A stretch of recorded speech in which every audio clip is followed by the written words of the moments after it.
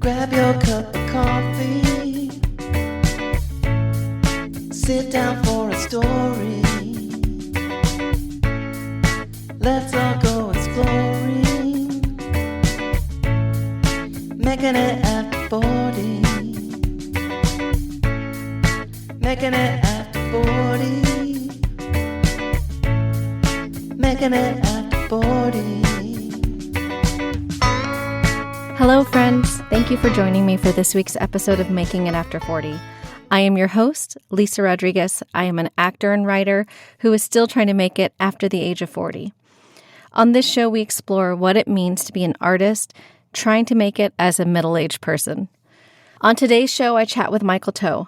Michael is a Boston-based actor and financial planner. That's right, he's got 2 jobs. Michael shares with us how he built his career slowly over time while building his own financial planning business, which gave him the freedom and flexibility to pursue acting without the pressure of expecting his art to provide for him and his family. Michael and I conducted this interview at the end of August. Tragically, on September 15th, Michael's eldest daughter, Alana, passed away. I'd like to use this platform to honor Alana and pay respects to Michael and his family. His other children have started a fundraising campaign in her name called Alana for Allergies, and this is from her campaign page. Alana was known for the way she could light up any room she went into. As the oldest of her generation within her family, she was a natural-born leader, guiding us, her 2 younger sisters, Michaela and Alana Tow, and her 7 cousins through their biggest decisions, challenges, and successes. Along with being beautiful and confident, Alana was a star student and athlete. As a sophomore at Rensselaer Polytech Institute and member of the Pi Beta Phi sorority, she received various awards for her achievements and was currently doing a 6-month co-op at Cisco, which was almost unheard of for a sophomore. She was both a captain and MVP tennis player at Needham High School. She spent her summers as a camper and counselor at NECYSC, where she met some of her dearest friends to this day, including her boyfriend Ian. Ask anyone, and they will say how charismatic she was. She loved working with electronics and technology alongside her Uncle Wes and grandfathers Randy and Alex. She spent her free time playing Valorant, even gaining a large following streaming the game on Twitch. We loved shopping, having photo shoots, and playing the video games Overcooked and Roblox with her. Alana suffered from various allergies. She was allergic to eggs, nuts, lactose, shellfish, cats, dust mites, and many more. Throughout her life, these allergies caused her to face difficulties, being sent to the hospital during overnight camp, being unable to eat when going out for food, carrying around an EpiPen in her backpack, and having to go to the ER due to the slightest bit of egg on her plate. Most of these obstacles can be attributed to the lackluster manner of taking allergies seriously, which leads to negligence and misinformation for many. Passionate about the cause and looking to make a difference as a young teen, Alana created the organization Allergy Kids to spread awareness, educate others, and create accessible resources for all. While it is way too young to pass away at 19, we wish to continue Alana's legacy by holding this memorial fund. So I personally did not know Alana, and I only know Michael through our interview, but as a parent and as a human being, I wanted to honor his loss. And I felt the best way to do that was to share this organization that Alana's sisters have set up. I'm personally going to be sending a donation, and if anyone else feels compelled to do so, there's an Instagram page set up to honor her memory, which is Alana for Allergies, and I'll link this along with the GoFundMe campaign in the show notes. I know it would mean a lot to Michael, his wife Nancy, and Alana's sisters Michaela and Sienna. So thank you, everyone. Enjoy the show. Okay, so today we have Michael Tow. Michael's an actor, and I looked at your IMDb. You've written a bunch of projects, produced, directed. You've done it all. Yeah, it's been. First of all, thanks so much for having me on, Lisa. It's been a pretty crazy ride, and still going, and I'm loving it. Yeah. And I first learned about Michael because during the pandemic, you started this room, the actors, the business side of acting in Clubhouse. And, if you're an actor out there, I hope you know about this room because it's been so helpful to so many people, including myself included. And it's really developed into this cool thing. And now you have the Actors Breakfast Club in the mornings. So if you're on Clubhouse, you should definitely check out those rooms with Michael because he has he has so many people on, other actors, agents, managers, entertainment lawyers who are doling out free advice, and it's really good advice. Yeah, it's been really great. I think it's transformed a little bit from where it started at the beginning of the pandemic, but that was like a point where we didn't our whole business was really shut down, and it's like, well, how Yeah. do for someone who kind of always wants to kind of keep moving forward and growing, how do you do that if you're in Boston and can't go anywhere and no connections with anybody, and then so Clubhouse Yeah. came out at a great time, and got a chance to meet tons of people that way and grow and learn, and feeling like my creative side and the acting side was being met.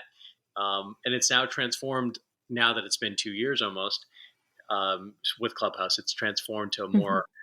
more relaxing, more for me, really, to just get all those things that are in my head about this business and industry and getting in and out, and kind of just sharing, basically unloading all the stuff from my. Yeah. A little actor download. So you're in Boston. I wasn't quite sure where you are exactly. Yeah, that's where I grew up and have my business here. So I kind of been here the whole time, and then, but it gives me the flexibility. So when I had to go out to, now back and forth in New York a lot. So I have places in Yeah. New York, so I'm back and forth. But even when I have to go to LA or things like that, it's my home base has always been Boston. Great, great. Well, why don't you share with us a little bit about your story then? Like I said, I was looking at your IMDb and I noticed that you have a ton of credits going back to, like, I think it was 2005 or 2008, but then in about, I want to say it was like 2017, maybe 20, even 2015, it seemed like you started making a lot of your own stuff and you started picking up, and obviously now your career is really taking off and you're booking a ton of different stuff. But how did you kind of find your way into this? Because I know you're also you also have had a successful business of your own. So I'd love Yeah, to get into that. sure. Yeah, so I still do that. I'm a financial planner, and Yeah. that kind of pays the bills. It's my first love. There are similarities between this and acting. It's part of financial planning that I do is much more of learning about people and a lot of that interaction, which I love, and getting to know people. It's very similar kind of to a Clubhouse thing, except one is finance, one's about acting, and that's what I did. And then I did like tons of acting stuff as a kid, but just never, as many people say, just never thought that could be a career. I mean, not even a chance, and not even from acting as a general thing, but also Hmm. my ethnicity. Um, Yeah. really, it was never a possibility. But then Massachusetts had its tax credit and started to bring in productions, pretty big productions, and so they started needing background people. And Hmm. my career was, I had a pretty solid practice at that point, and it was just a hobby. It was a lot of fun, and so I'm like, all Yeah. right. I kind of came in and really worked my way. I did so many background projects. I loved it. I mean, it was a Yeah. community, and it didn't take from my work time, my core work time, and I could get connected to the business. But at some point, I realized it was more than that. I had to really come back to my acting stuff, and so I started doing theater, back in theater, and all that sort of Yeah. thing. And sure enough, there wasn't no big, huge dreams. It was just kind of like, all right, Yeah. I'm loving doing this, and just like anything else, whether it's sports for me or some other kind of hobby that I'm into, or um, I just want to get better and want to improve on it and learn and just keep making it exciting and trying to keep getting better. And so it was like that. Then I said, all right, well, the next step is to do some more larger roles in plays or getting some speaking roles in movies or TV shows. And then Hmm. it went from there. Then at some point, Boston became, I hit a relative ceiling with that relative, and then Yeah. said, all right, well, now I needed to go to New York, but to go to New York, I need to have an agent and, all that kind of stuff and back and forth. I'm like, all right, well, what do I do for that? And it wasn't anything. I wasn't thinking 2 steps ahead in this. Normally I would. This was just like, I just want to, what's the next step? All right, the next step. And then that's really how it went. That's really neat. There was no expectation that you put on yourself that you have to accomplish this huge goal that feels unattainable. You just did little baby steps. I really like that. Yeah, maybe because it was so unattainable that it felt so not real and not possible that I never thought that. Yeah. So we'll just do what it's in front of me and do the step. You do that half step, or maybe that full step that I know would work and is realistic and could happen, and start with that. And at some point I was thinking, well, at some point I'll hit the ceiling, and if that happens, then I'm fine with that. Yeah. No, that's really good. I think in a lot of these conversations, a theme that's been coming up is kind of patience or giving yourself the space to discover maybe your artistic craft or give yourself the space to recognize these little wins and the little accomplishments. And you naturally did that. There wasn't pressure on yourself. And I'm sure having your financial planner career made that easy. Yeah. And so it made the financial part much easier. So from a financial point of view, I could, afford the lessons, or I could do the headshots and not have to really worry about that piece, or, compared to moving ahead a little bit, compared to actors now, where some actors who are doing this full time, and there's a lot of pressure, all of a sudden, well, hey, I need to pay my rent or mortgage, and if I don't book this, then, then they're coming in with all that baggage and all that extra stuff that has nothing really to do with the role. So I do have that advantage. The flip side is I have a job that I'm doing full time that I love doing, and have clients that I work with all the time, and things to, markets to follow, and trends to research on, and all that sort of thing. So that happens. That's a, I'm fully still in that. So it's just so when there's an audition that comes in, I don't have the flexibility to be able, like, all right, clear the schedule and let's just work on this audition. It's, well, I'll end my day at 6, and maybe there's a thing I have to do some more work after. And if it's at 8, all right, 8 p.m. to whenever I get it done, I need it for the next morning, I'll have to start then. Like, rather than an actor who says, all right, I'll work all day and the next 2 days on it, all hours to work on it. I have a much smaller window to yeah. So it's pros and cons. Yeah. And how did your wife and your kids feel about that when you started to make this hobby more of a career? It was so slow because I, like you mentioned, I think my first time on a show was on a background on The Departed. And maybe that's what kind of got me in. It was so exciting to see Martin Scorsese and Matt Damon and Leonardo DiCaprio work, and it was kind of a splash to start. And every time we'd wrap, I was on for like a week. Every time we wrap, we'd be like hundreds of fans like lining the streets with the police officers holding them kind of in the corner. It was crazy. And so it was fun, and it was just it's even most other than an actor who's a lead of a series, many times the actual times on set is relatively small. So, even if you're on a decent size on a movie, but a movie might shoot 3 months, and you might have, 2 weeks on that movie, which is big. Yeah. And other than the main Tom Cruise, everyone else kind of has, Jennifer Connelly in Top Gun. I mean, she's not, if you actually look, big, the main love interest, if you actually look at the number of scenes, maybe 4 scenes, and you shoot a scene a day. So, so back to that question, it took some time. And so it was really slow. And my family was kind of, they found it, funny that, not funny, but just amusing that I would, come back and talk about this actor that I met. Yeah.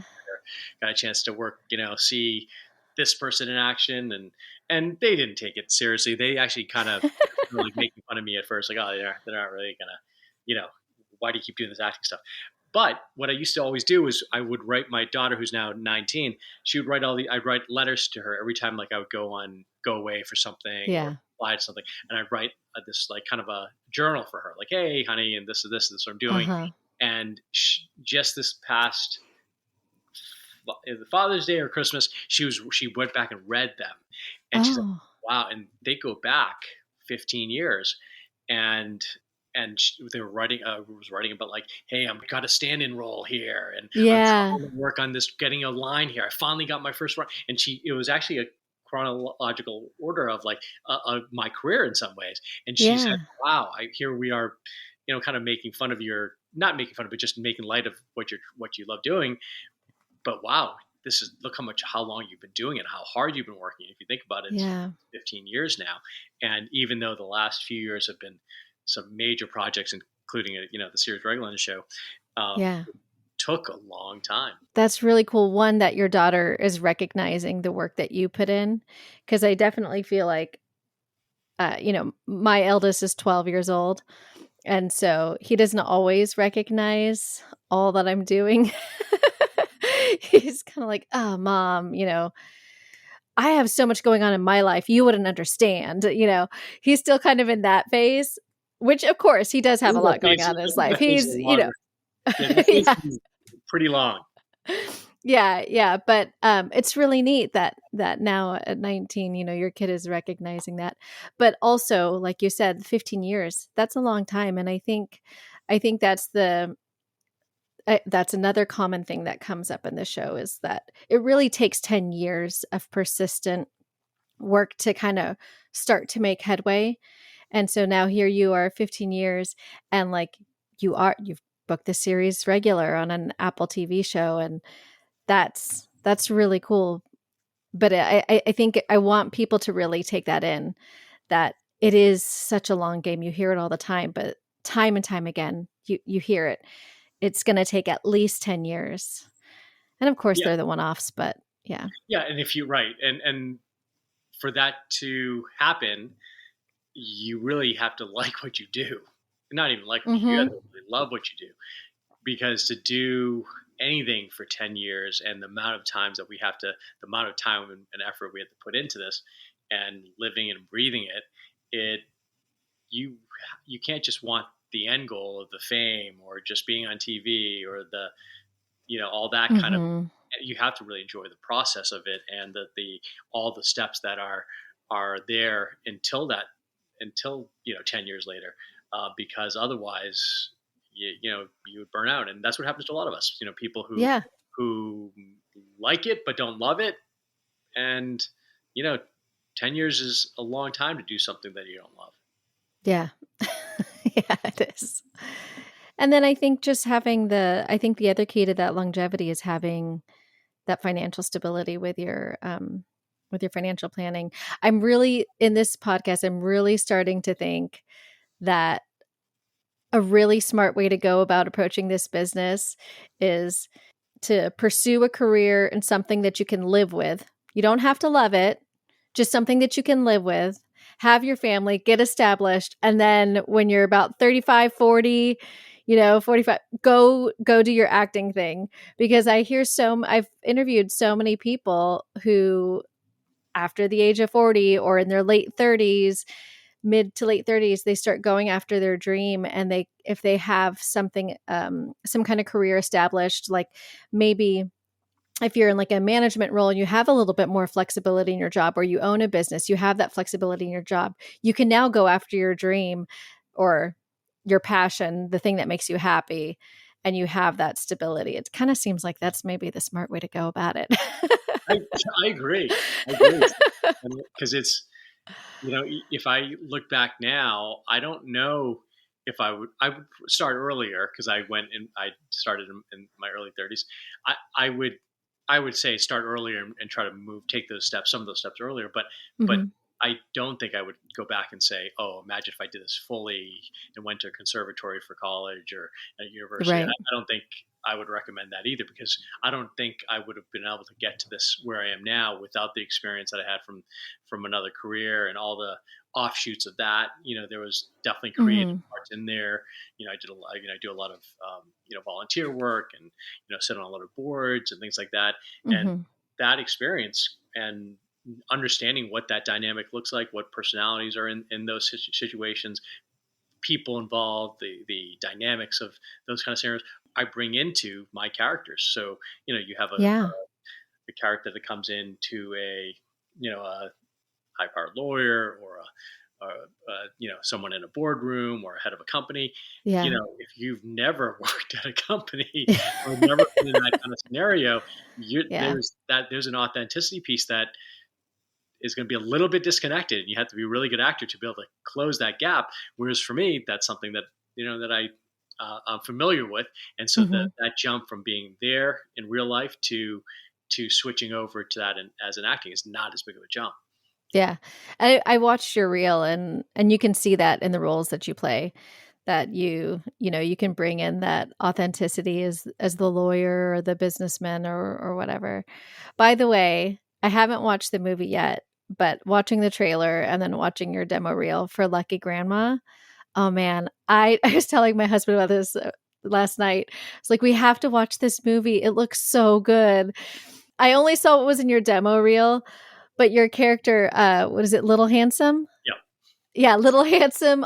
Oh my God, Michael. I love it. I love it so much because it's such a departure from everything else in your reel. How much fun was it to play that character?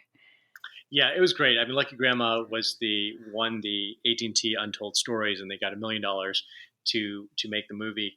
And it was. I remember when I auditioned, it was so out of my wheelhouse Uh of huh. being this kind of character.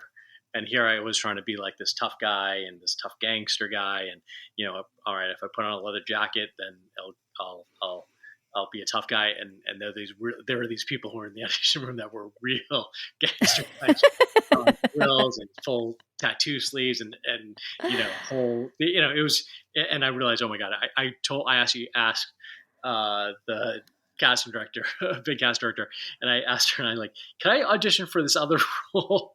It was a much lower role because I thought I had a chance, and good thing she didn't let me.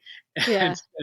and it was so much fun to play. I got a chance to work with Sai Chin, who you might know her from Joy Luck Club, or she was Hmm. the grandmother in Shang-Chi, but tons and tons of other stuff. She's had Broadway 66 decades. She was two times a Bond girl, six Wow. decades in Hollywood, and I to be able to work with her in a scenario like that, it was like a master class every day, and getting to Yeah. chat with her and learn about the business, and being a character that I didn't have.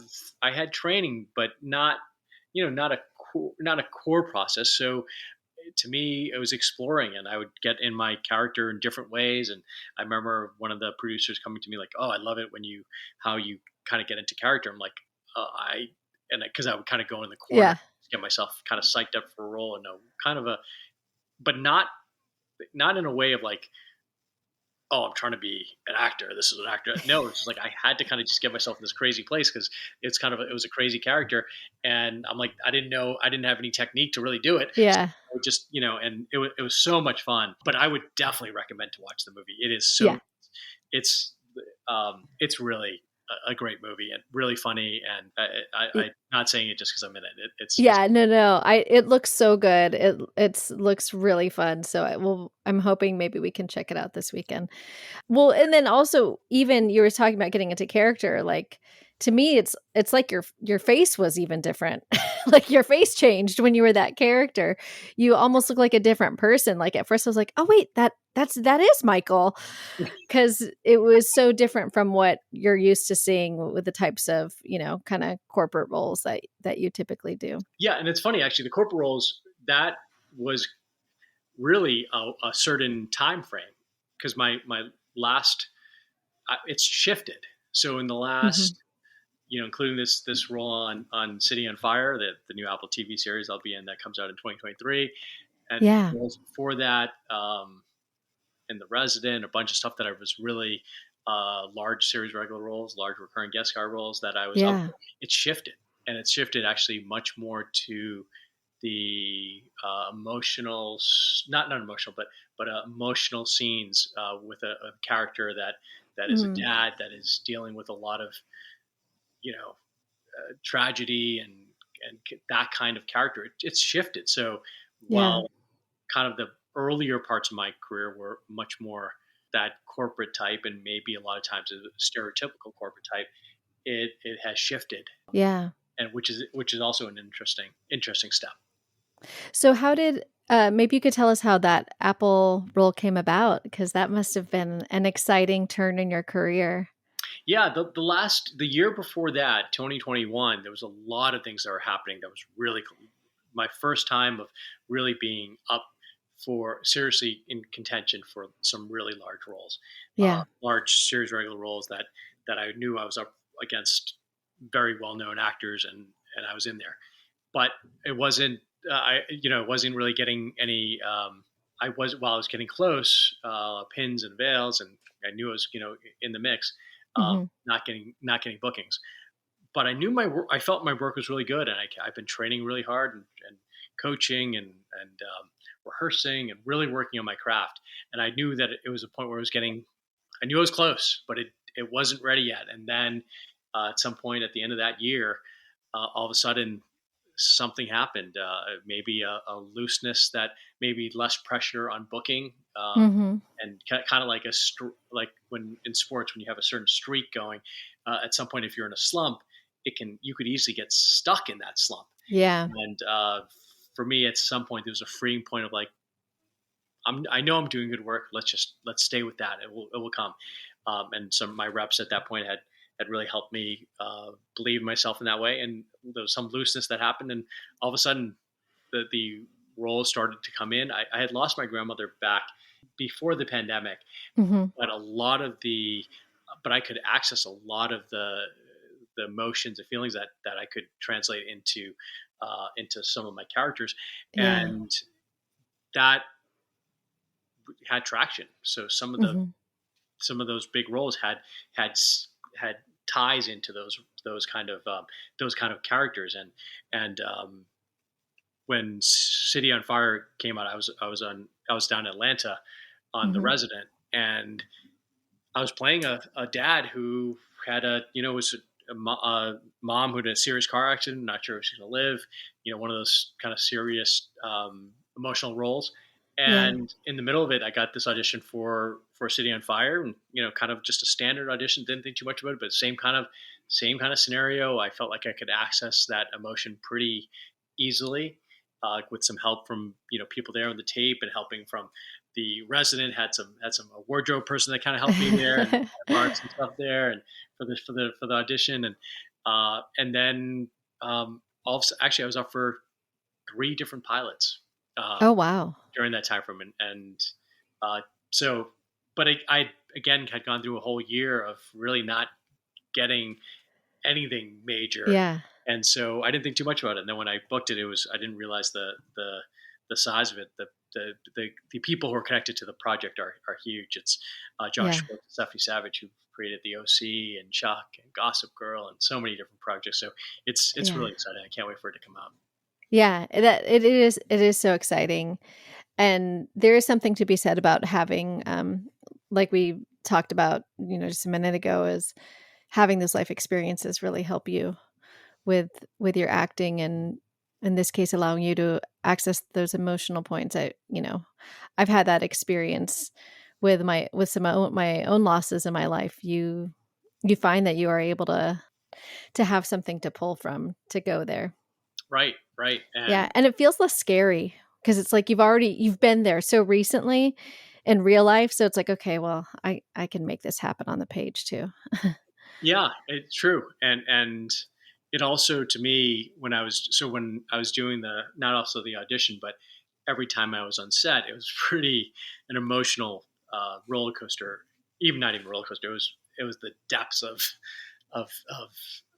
the human emotions that I had to Yeah, portray a lot of times, and in some ways, by the way I use it with substitution with my grandmother and some other loved ones, mhm. um, I felt like every time I was on set on this my dream come true on set, that they Yeah. were with me. That here they are, Yeah. here they are. I could use them. They were helping me get to this Yeah. place, which was rather than a sad thing or a reopening of wounds. It really wasn't that. It was opening, but it was more of a connecting with who I had lost. That was pretty. That I really enjoyed. Just that the ability to. I felt like I was connecting with them again. Yeah. That was and in somebody as the emotion so strong about love as well as where I was in my career. Those two Hmm. factors together, being with them in a at this point my pinnacle of my career, Yeah. it was really special. That is really special. And I kind of think that too. I was gonna allude to something like that, but that it's almost like, your grandma's passing. I always kind of like to think, well, now they're helping you on the other side. My grandmother passed in October 2020, and I kind of think like, okay, grandma, you're on the other side now. Help me get this energy to figure out these dreams and find these jobs. Work Right. some magic, please. Right. And I felt and I was feeling that so strongly, on set. One thing too that was interesting to experience over the last. We shot from end of March to the end. We just wrapped season one at the end of July, and how emotionally draining this profession can be. I'm a Yeah. I'm an athlete. I played a lot of sports and pushed myself physically over the years quite a bit, and it's a very different thing, emotional workouts compared to Yeah. physical workouts. And while physically on the outside at least I was fine, Hmm. I realized, boy, after days on set like that, I would have to really just not do anything and just kind Yeah. of just really relax, and that's been a whole nother part of things too. I think I've been coming at this older. I've been more open to understanding what my body needs, and rather than being young, Hmm. my body telling me one thing and trying to completely ignore it. Now it's much more of like understanding a little bit of your body needs, what your body needs, and when it's giving you those signs, you know listen to it. Yeah. Yeah, yeah, yeah. No, that's huge, is learning how to take care of yourself. And they talk about like the whole instrument. Your body is your whole instrument. Yeah, that's such a big deal, is learning how to give yourself that space, and then also to communicate those needs to the people that you live with. If that's your partner, your children, whomever, so that way they know like dad needs a little bit of downtime. I love you, but I got to take care of myself for a day. I haven't gotten that good on that stuff yet. Oh, okay. I'm just Okay, working on Michael. Well, now you have your next steps. it. Because that is important. The communication with teenagers, it doesn't really work that well. Yeah. So how do you find that you make time for everything? Because you've got your full-time financial planning job, you're, just completed a series regular role, and then you have your children whose lives you're a part of, and your spouse who you need to be there for them too. Yeah, I don't know if I'm the answer for that, but I do try, and it's one of those things Yeah. where the good thing about having my own practice as well as us, as an actor, I was able to take my kids to school every day. After this, I Yeah. pick up my daughter, and do that while with no hurt to my work, and that part of it was really important. And we go into the. I mean, sure, there are I don't believe in a lot of the gender kind of roles and stuff, but you go drop my Uh-huh. kids. I don't see many dads doing it every day in pickups, and here I Right. am, doing it there and connecting, and I've always been trying to do that. I had to give up a lot of other things I love, but Yeah. not as much. And maybe I wouldn't say love, that I liked a lot. So anything that I Yeah. kind of liked a lot to do that wasn't one of those things, work or family or acting, I really wouldn't do. So I'm a big sports fan, and um, maybe I'll check the score the next day, but Yeah. I'm a big golfer, but I don't love it, and so. those Yeah. things have been put on the wayside, but I don't mind it. I don't mind, if I can get out, do those things a few times or meet up with friends and watch a game. Very seldomly, but when I do, I appreciate it and miss it sometimes, but I don't love it like I would like the things that we talked about, and Yeah. so prioritizing and doing the things that making time for the things that I really love or need to do has been Yeah. a big help there. So, with your experience now, I guess maybe two questions is one, do your kids have any interest in acting because they see what you do? And then two, if they do have interest in acting, do you encourage it or are you pushing them towards following other avenues? Yeah, one of the steps in between when I was doing a lot of theater and short projects, they joined with me. So we would, Oh, I mean, that's cool. you talked about like how do I fit a lot of those things in? Well, what I would do is have things that were combined. So if I love acting and was able to do a play, and then they were in the play with me, I got family time and acting time all at the same time. So two for one. And Yeah. yes, they've done some. My youngest was in Sea of Trees with Matthew McConaughey, and my Oh, second cool. did a show at with Mary Zimmerman, The Jungle Book. It didn't go on Broadway, but it was the show right before it, and Uh-huh. some amazing talented Broadway actors that she was a part of. She was the little girl in it, the understudy, and so she's been doing a lot. My youngest has been. Uh, I mentioned a little bit about, or you mentioned a little bit about the producing part. So there's a producing part that I do, and she's been the star of a lot of my projects. So yeah, they have been, and while they're not doing it now, the skills that they've learned from doing things like acting or being on stage translates. Whether or not it's public Yeah. speaking, whether it's making a Hmm. presentation, whether it's getting into an interview, all those things have been great life lessons. And if they asked me if they wanted to do it as a career, I I probably would not be very supportive of it. If they were, if they weren't really passionate about it, if they wanted it just Yeah. because, oh my god, they're going to get followers, or how cool it would be to show their like Yeah. that stuff is surface. Yeah. If someone really loved it, then I would support it 100%. If they were just liking it for the wrong reasons, it's too hard of a career to do if you don't really love it. Yeah. Yeah, I would agree with that. Yeah.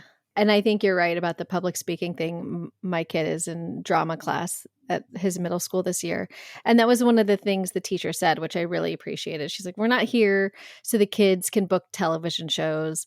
We're here to give the kids life skills. And this is gonna, I'm here to build their confidence and all the things that you just said." And so I think that's really Yeah, and great. those are lessons that they'll take with them for years, decades. Yeah. You know, Yeah, yeah. That'll help them in any career being able to get up in front of a bunch of people or like you said, go to an interview and be confident in the interview and yeah. yeah. I remember as a kid, this one. I was always getting like leads in the plays, and it was easy, and kind of no extra effort, but just kind of learn the lines and kind of just do it, and I would get the lead.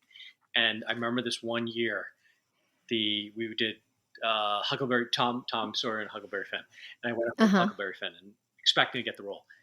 This kid came in fully prepared, accent, got character. You could see character, things that we do, take, definitely as an adult, but I didn't do back then. At Yeah. whatever 10 years old or whatever it was, or 12 years, and he came, and I remember, and the teacher, who really was a big support with me, wanted me to you could see that she believed me, but she's like, you can't, this kid was great, and Yeah. being an understudy to him, and but it stuck with me, the feeling like, wow, this guy put in a lot of work, it was so good, and here I was like half-assing it, assuming that the role is I deserve the role. Yeah. um, Yeah. I've thought about that scenario as an adult, now, 30 years later, and the scenarios there, and the lessons learned from that. Yeah. Definitely. Definitely lessons learned. I wanted to go back to you building your career because one of the reasons that it struck me one morning, I was listening to you on Actors Breakfast Club and you were sharing some like really great insights and whatnot. And so immediately I was like, oh, I should ask Michael to be on the podcast because you have so much valuable information and experience to share. And you've talked about content creating before. And I noted when I looked on your IMDb, you have so many shorts on there that you worked on, that you put together on your own.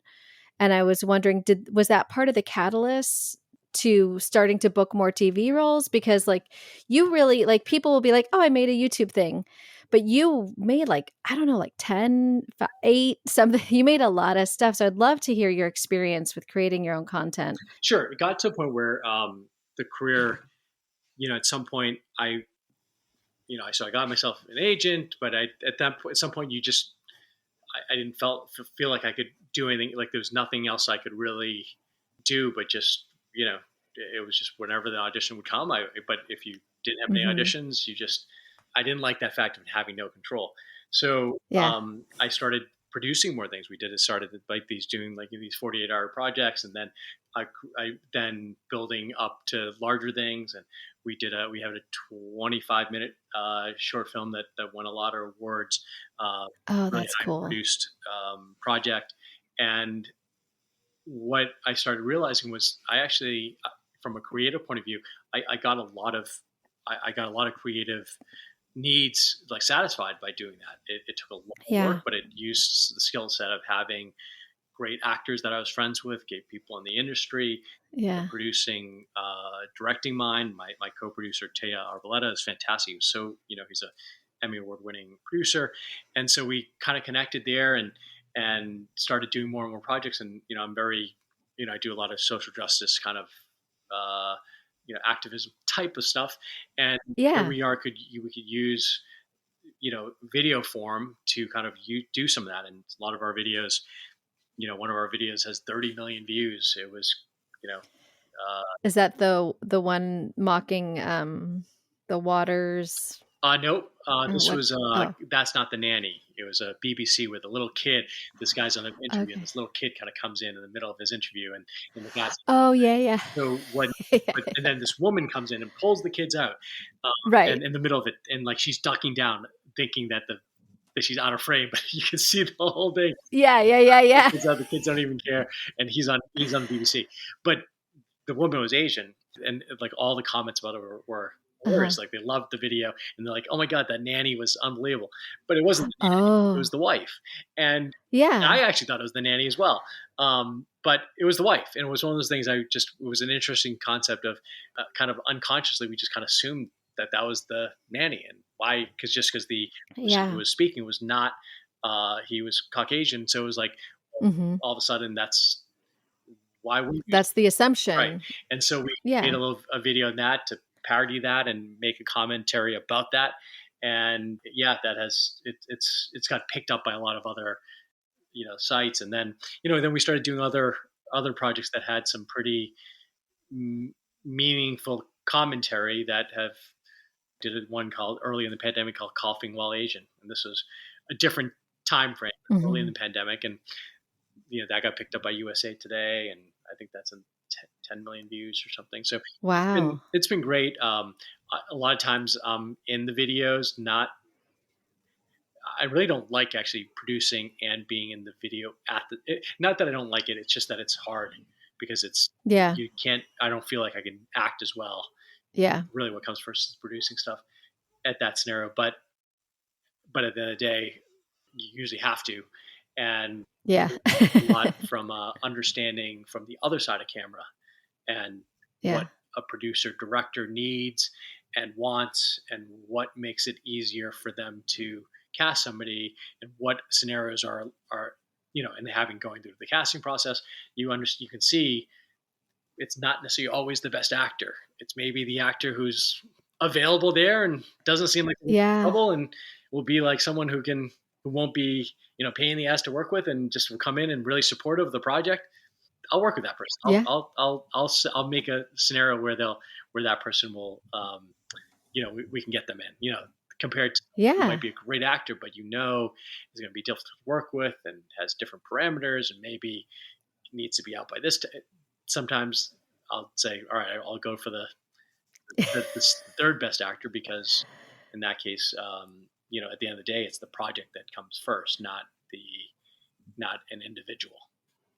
Yeah. Yeah, absolutely. Yeah, no, that's good. And like you just said, the experience of making the content gives you a little bit more perspective of being on the other side of the table and making those decisions. And that's invaluable, I think. Yes, and that took a lot of weight away from whether or not I was getting auditions or not. So, Yeah. as actors, a lot of times we're like looking at the emails and where's that message from the agent, Uh-huh. and that can be a pretty bad spiral, especially if you haven't had an audition for a Oh while. yeah. And Yeah. this part, by having the producing stuff, I didn't really care if I had auditions, and what that did was take the pressure off of the acting side, and Yeah. because of that, I think I ended up getting 2 auditions while I was in the middle of this producing part, and one was Sound of Metal, another one was Jungle Land with Max Winkler, son of Henry Winkler, but Sound of Metal, Yeah. which was up for the Oscars, and I had Yeah. auditioned, didn't really care. I mean, I was like, I did it well. Yeah, you did. I saw that movie. Meaning not I did it well in the scene, but meaning I did the Yeah. audition well. I didn't. Oh, gotcha. Yeah, I know I was fantastic. I should have won. But in terms of the audition, I put my time into it, even though I was on, Good. Yeah, but yeah. not a lot of pressure on it. And then Mhm. then that led to booking both of those. Where I was in Asia at that time, and it came back early. Lucky Grandma's right after, a great role on Blind Spot right after that, Law and Order after that, and so Jeez. it was to me, when I look back, it was a place to help my transition during some of the tough times, to get my mind off of the daily waiting for something to come in, Yeah. and still hit my creative needs, but then made a lot less pressure on the acting side. And then since then, I've been on a pretty strong run. That's fantastic. And I find that really inspiring. I'm kind of experiencing that idea myself with starting this podcast. The idea of trying to go at this again now in my 40s has been a challenge for me, and especially because I do have a 3-year-old, and I feel like most people had their kids older, and there were a lot of things that I was putting in my head that was holding me back. And what's been nice about this podcast is being able to talk to other people about their experiences, and it kind of gets me out of my head, and it gives me a different focus. So I'm not sitting around waiting for the auditions.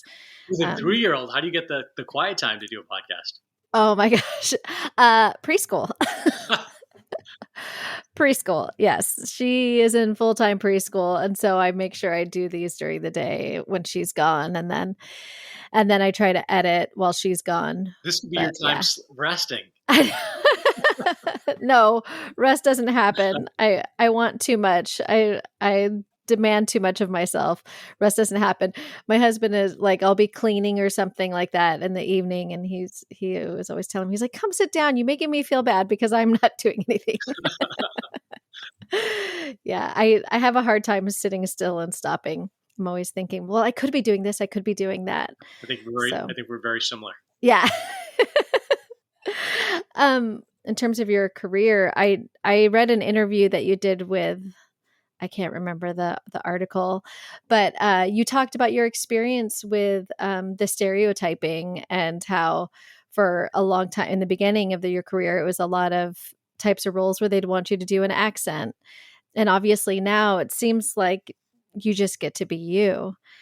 And it sounds like maybe you've used your content to kind of push back against that, which I think is really great. There was one time actually in the Business of Acting room, I was talking about my own experience being half Mexican and half white, and feeling like I don't fit in either category, and not really, I don't know if the industry knows where to put me. And that was your exact advice. You're like, make your own stuff then. Just go make your own stuff. And I see now, after researching, I was like, okay, well, yeah, but now researching your own career, I see how that worked for you in the example of okay, I'm going to make my own stuff, and I'm not going to be your stereotype that you want me to be. Yeah. I mean, think of that unique perspective, right? And you right. kind of turn the stereotypes of both you know, parts of you, and turning that on its head and the way people view that stereotype, but then how it doesn't fit for you because there's all this is a whole other side that has this whole other stereotype, and then the classes Yeah. with it, and the humor from there. I think it would be fantastic. And it comes from a true place. It's not coming from a place of you're not making this stuff up. These are the things that you're dealing with, throughout your life, that you had to probably some of the things that maybe were difficult that, I don't know, from growing Right. up, and those, and then to be able to turn that into that's like where, to me, what the best work is. And it comes from a point of like helping, my soul to kind of express some of these things that I Yeah. were out before. Yeah. So a lot of the stereotypes early, I knew that I felt like this was not my industry in the beginning, like I mentioned. And so Yeah. if this was the kind of the role I had to do, I didn't think too much about it. And like, I kind of like took it like, hey, it's the way it is. It sucks. I'm Yeah. generation American. My great grandfather was born in San Francisco in 1892. And here I am, talking with a accent that's a butt of a Yeah. joke. And, I didn't like it, but at the end of the day, I didn't feel like it was my industry. And if I wanted to Right. do it, that fine, that's it. I'm not going to change the industry. That's how I felt in the beginning. At some Mhm. point, it started to change. I'm like, hey, this industry is as much me as anything else, and I deserve to have an input of the industry just as much as anybody else. And And to be represented correctly and appropriately. yep, and whether or not it was if it wasn't on the larger projects where I may not be able to control, then at least I can control it in my own narrative. Back to the producing piece, Mhm. and at some point, once you kind of get a seat at the table, you do have more power, to the point where, I Yeah. was, kind of bottom of the totem pole. If I showed a little bit of that pushback, I would be pushed out. You know, Right. but at this point, the industry has changed and it has improved a lot. So I think it's been a lot better. I haven't had to have those fights. I think many more people are aware. But during that process, it was, yeah, at some point like saying, "Hey, do I want to do this character again?"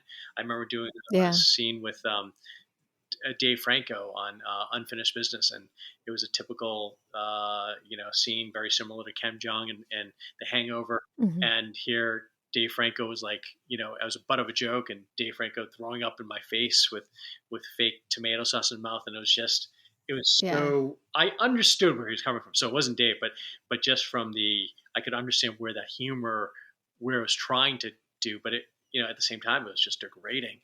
To have Yeah. that happen, never made it in the cut anyways. They had to do it twice. It was kind of brutal. And, it's at some point I'm like, when I get a seat at the table, I'm not going to, I will, I'm going to suck some of this stuff up, and not suck it in and not cause too much waves. Now, Yeah. once I kind of, and it started to change, and as I started to get more in this industry, then I started speaking up more about it, whether it's my own content or speaking out about it on things like platforms like Clubhouse, or Yeah. or just on set, and just saying, hey, just to let you know, this name here is not an authentic Chinese name. It's a Japanese name. It doesn't fully make sense in this context. Why would an accent need to be here? Is it and a lot of times our business has been very, actually, surprisingly very open to wanting to change. A lot of it was more ignorance, not from a bad place. And so, Yeah. I felt like now I could talk more about it, and feeling, rather than feeling scared to say something. I remember being on a movie with Bradley Cooper, and he was Mhm. just came off of American Sniper. It was Joy, and he was kind of this like all American kind of guy, quote unquote all Yeah. American kind of guy. And yet here his family came. We were around the same age, and we were Yeah. after, between scenes, and he was saying how his grandmother came over from, I think it was Poland, in like 1938.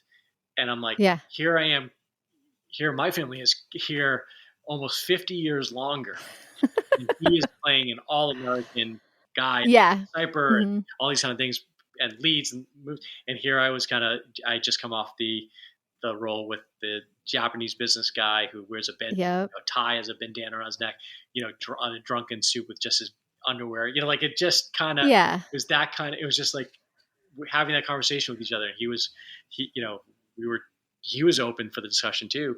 Um, Yeah. how, in some ways, the industry is a little bit screwed up. But this was, Yeah. this was also a few years ago. Yeah. Well, I have a similar experience in that. My great grandmother came to the U.S. When she was like 6 years old as an orphan. So my grandmother was born in the U.S. in 1920, whatever, and actually one of my other grandparents. This is on my dad's side. My great great grandmother was also born in the U.S. So like we've been here. We've been here a long time too. It happens to be that my mother's side, the white side, they were like in Pennsylvania back in like 17, something. But but like my Mexican side has been in the US for, since the early 1900s as well. So Right. yeah, we're very very American, even like, but we're also Native and Mexican, and yeah. Right. Yeah. Yeah. It is so interesting. There's Home Economics, that TV show with Topher Grace, and the name of the actress who plays his wife is escaping me, but she's Latina, and I like what they do on the show because they don't make it a thing, and it's really nice to see it on that show because it's like you happen to know that she's Latina because his parents are like, hey, we're going to have some guacamole. And she's like, okay, cool, whatever, And I feel like that's one of the first TV shows where I've seen it, a Hispanic or Latino character where they don't make it like a big deal. And it's Right. just like, yeah, I'm American and I'm also have this ethnicity, this heritage. Yeah. And actually, that's similar to my story with City on Fire. Is that I'm the dad to the one of the main characters, and she, this is it's already out there, but she was she shot and Mhm. in a coma, and so most of my scenes are about that. And but she is half Asian and a wonderful actress, Chase Sweet Wonders. She was just in Bodies, Bodies, Bodies. It just is on theaters now. And Mhm. normally in scenarios like this, Hollywood puts that scenario as the parent. If there's a single one parent there, it would Yeah. be usually because she could pass as Caucasian, would be her Yeah. Caucasian parent. Or if they did pick an Asian parent to be that single parent, it would be usually an Asian female in those kind of Yeah. scenarios. And but yet they had an Asian character, and Asian male character, which is very very rare in that dynamic. Yeah. And race doesn't come into the Yeah. story. And Yeah. I talked with Chase about it, and she was saying that her scenario is exactly that. Her father is Asian, her mother is Caucasian, and she's like, I made sure that was something that I really wanted to have to show to the scenario. And I mean, I almost, I was tearing up already from other things in the Yeah. scene, but it affected me to have That's see this younger generation kind of pushing for things. It was great to hear. yeah. That's really great, and it's great that you get to be a part of that. Yeah. That's a beautiful thing. So I know we're getting towards the end here. I want to ask you, what kind of advice do you have for anyone who is coming up? Either maybe they're a young person or maybe they're trying to start a second act career. What kind of advice would you give them? That it's never too old to do another career. A Mhm. career, being successful in a career doesn't it. You can make those parameters. It doesn't have to be about rising to the top. It doesn't have to be Mhm. making a certain amount of money. It doesn't have to be about some sort of barometer to show if you're successful or not. The idea that if you love something, to change to a certain industry, a certain area that you really enjoy doing, life is too short, regardless of how old you are. And at that point, make if that's something you want to do it. Go ahead and do it. Enjoy yourself. Why? Yeah. And don't just because norms say, well, who can jump after 40 and jump to a different career that you don't have any experience in, you don't have family there, there's no why do that. To to those people, I say, screw it. And if you love doing it, Yeah. go for it. Because at the end of the day, if you love doing it, it's successful, right there. Yeah. Yeah. That's great. And then my last question is, what does making it mean to you, or what would success look like to you in this business? I think I've already, in my mind, I've hit that level. Yes. And to me, it's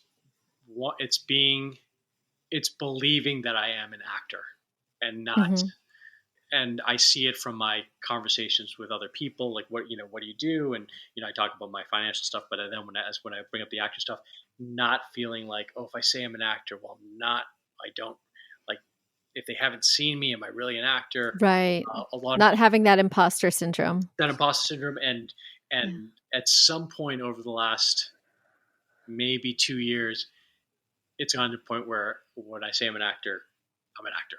And yeah, I really don't care about what whoever I'm talking to feels. I'm not trying to show off to them. I'm not trying to get a reaction from them. That's the way I am. That's what I am. And I'd love to talk about it, but I don't need to talk about it. I don't need to, put and here's the shows I've been on, or here's the stuff that, or, put some sort of but on there. And to say that and not have to, put anything else on it, that to me is making it in the career. That's awesome. That's awesome. Okay. So where should people follow you? And is there anything, you have your show, City on Fire? City on Fire. That's going to be on City on Fire. Yep. What would you like to plug, and where can people follow you? That'll be coming out in 2023. I have a role in the new Hocus Pocus 2 coming out at the end of September 30th. Cool. So, exciting with Sarah Jessica Parker and Bette Midler. But I have a fun little role in that. And on Instagram, that's where I am, in Clubhouse recently, every Monday, Wednesday, Friday in the morning, 10 a.m. Eastern. And, it's free, and that's where we met. And I think it's a fantastic platform to talk about this industry. Yeah, it really is. So get on Clubhouse if you need an invite, hit me up. I have some. And then what was your Instagram handle? It's Michael.Tow. Michael.Tow. Okay. Awesome. Well, Michael, thank you so much for making time with me. I'm so glad we were able to make this happen. Yeah, Lisa, great talking to you. Thank you so much for having me on. Thank you, everyone, for listening to this week's episode. You can follow Michael on Instagram at Michael.Tow. Be sure to watch Hocus Pocus 2 on Disney+. It's out now. And keep an eye out for City on Fire, which will be released in 2023. You can honor Michael's daughter, Alana, by donating to the GoFundMe campaign to raise awareness for the seriousness of allergies at the links in the show notes, or follow the link in the bio from the Instagram account at Alana4Allergies. Please, if you're enjoying the show, don't forget to rate, review, and subscribe wherever you listen. Be sure to follow the show on Instagram at Making It After 40, the number 40. And to catch up on what I'm doing when I'm not podcasting, check out my Instagram at Lisa Rodriguez. Thank you all for listening. Hold your loved ones close and have a great week.